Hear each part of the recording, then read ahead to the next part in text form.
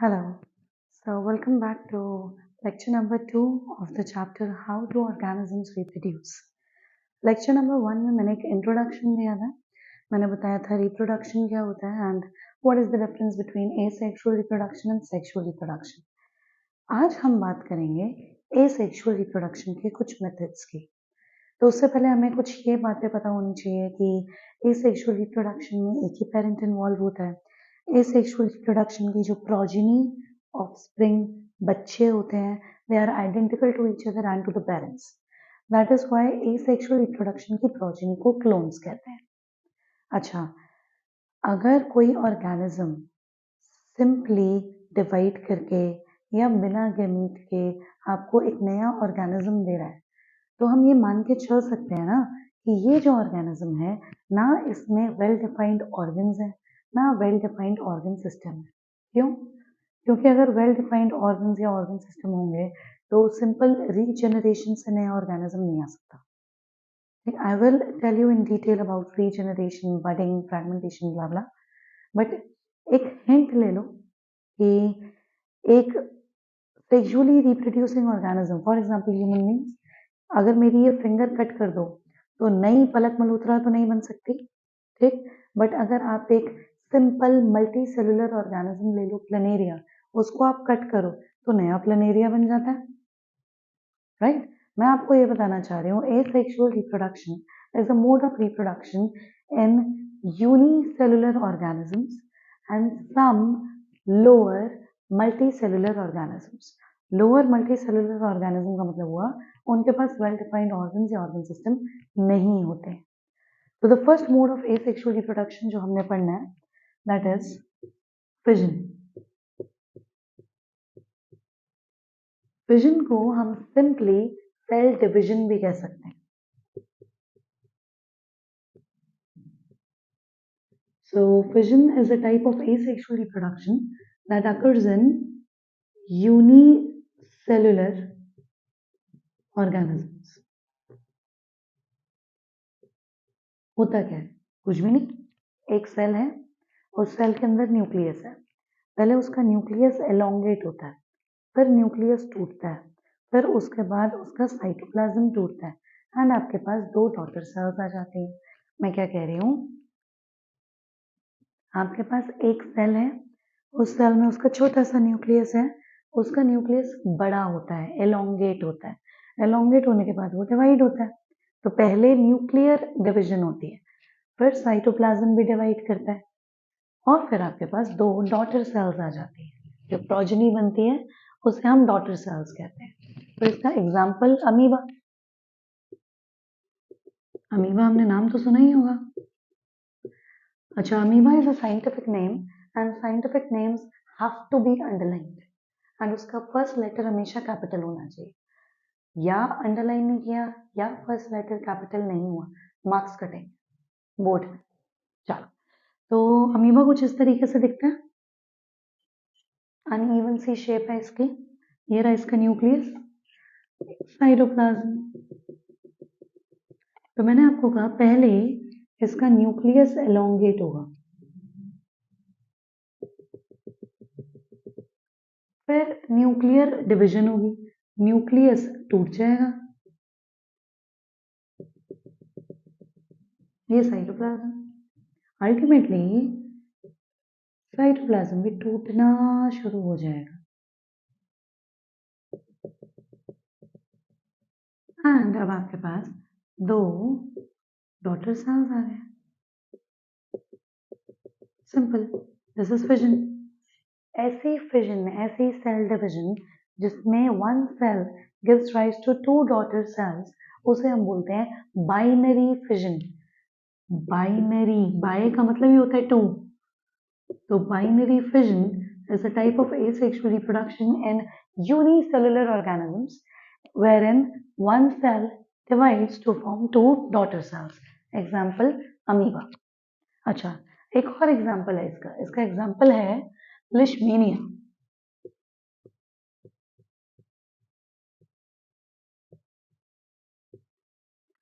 Screenshot लेना एक बार, पहले स्क्रीनशॉट ले लो फिर आगे बढ़ते हैं.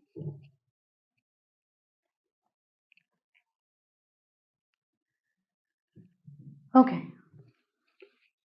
तो fission is a type of cell division जिसमें बाइनरी फिजन हो सकती है। बाइनरी फिजन अमीबा में होती है और एक और ऑर्गेनिज्म में होती है जिसे हमने बोल दिया लिशमेनिया। लिशमेनिया एक ऐसा ऑर्गेनिज्म है विच कॉजेज द डिजीज, और उस डिजीज का नाम है काला अजर। इंग्लिश में हम इसको बोलते हैं ब्लैक फीवर। तो Leishmania is actually a pathogen, patho disease, gen causing, pathogens are disease causing organisms, so leishmania is a pathogen which causes kala azar. Nevertheless, यहाँ पर हम बात कर रहे हैं बाइनरी फिजन की। अगर हम अमीबा को देखें तो अमीबा को कहीं से भी आप डिवाइड कर लो, आपके पास दो डॉटर सेल्स आ जाएंगे। तो मैं ये बोल सकती हूँ binary fission in amoeba occurs in any orientation, जबकि लिशमेनिया में अगर बाइनरी फिजन करानी है एक स्पेसिफिक ओरिएंटेशन में होगी, कहीं और से नहीं कर सकते। This is the difference between binary fission of amoeba and लिशमेनिया। कुछ इस तरीके से दिखता है। ये रहा इसका न्यूक्लियस, इसके पास एक फ्लैजेला होता है, ठीक, तो ये बीच में से डिवाइड करता है।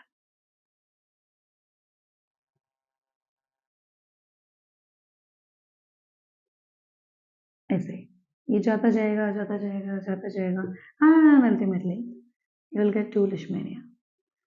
अच्छा, do not refer to this diagram, refer to the diagram given in NCERT. NCERT में जैसा डायग्राम बना है वैसा बनाना है, ये नहीं बनाना है। This is just a schematic representation, में सिर्फ समझा रही हूँ। ओके, तो हम बात कर रहे हैं एसेक्सुअल रिप्रोडक्शन की, जिसमें first mode of reproduction is fission. Fission is cell division. दो टाइप की फिजन होती है, binary fission and multiple fission. Binary fission हमने देख लिया अमीबा में, लिशमेनिया में। अब हम बात करते हैं मल्टीपल फिजन की। मल्टीपल फिजन, अगर बाइनरी फिजन का मतलब ये होता है कि one cell gives rise to two cells, तो मल्टीपल फिजन का मतलब हुआ one cell gives rise to more than two cells. बस यही है।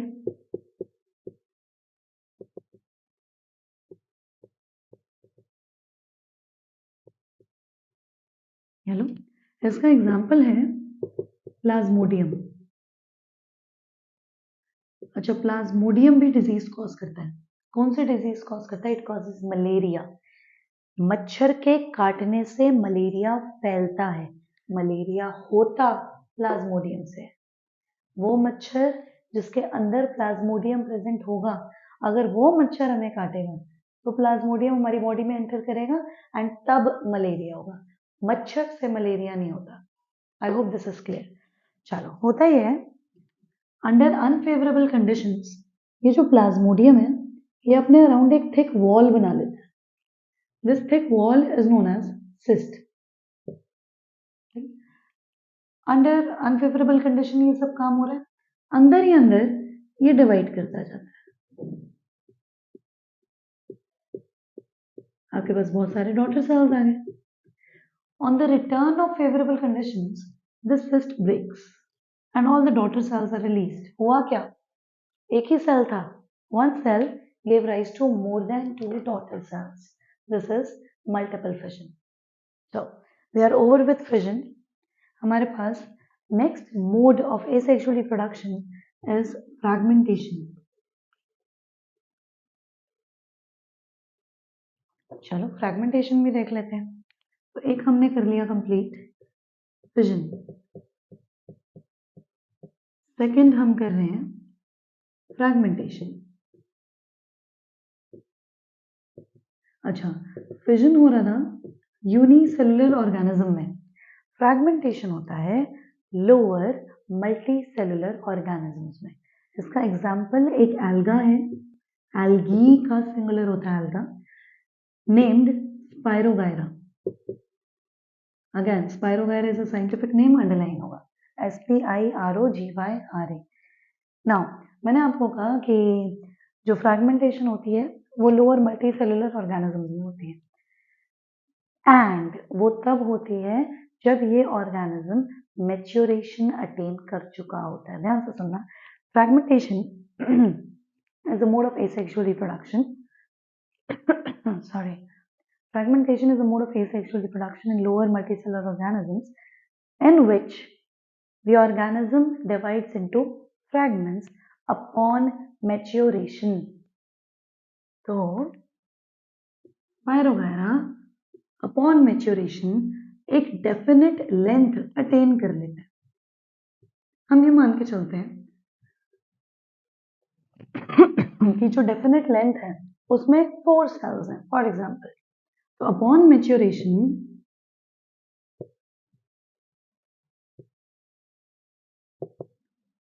ये सारे सेल्स अलग अलग फ्रैगमेंट्स बना लेते हैं एंड हर एक fragment give rise to new individuals. Simple. This is fragmentation. तो अब हमने 2 मोड पढ़ लिए एसेक्सुअल रिप्रोडक्शन के, फिजन एंड सेकंड फ्रैगमेंटेशन.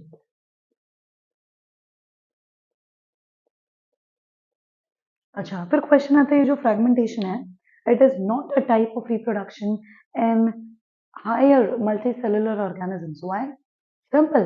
जो हायर मल्टीसेलुलर ऑर्गेनिजम्स हैं उनमें टिश्यूज हैं, ऑर्गन्स हैं, ऑर्गन सिस्टम है, डिवीजन ऑफ लेबर है. सिंपली कुछ कट करके नया इंडिविजुअल आप नहीं बना सकते हो. This is the reason why fragmentation occurs only in certain lower multicellular organisms.